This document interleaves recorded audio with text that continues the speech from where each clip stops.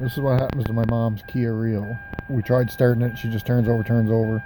Now it's doing this. And you hear the fuel pump cycling too. So it checks the gauges. Now it starts doing this. Every time that RPM gauge jumps, you can hear the fuel pump in the tank coming and going. Try and turn it over now, it does nothing. I'm trying to turn the key. But a minute ago it was turning over, would not start, but it kept turning over. My hands are here, doing nothing. And this is all the car is doing. And every time that you see that RPM jump, you can hear the fuel pump clunking, like shutting on and off.